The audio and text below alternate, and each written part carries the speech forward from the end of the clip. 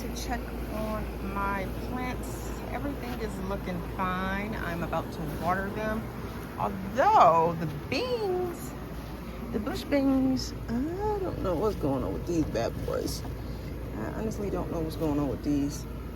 So I might be, I don't know. I'm gonna take a look at them this weekend and see what's going on with them. The tomato plant is getting ever so big. I don't know if it's gonna like fruit before it gets cold or if it's gonna die when it gets, who knows, we'll see.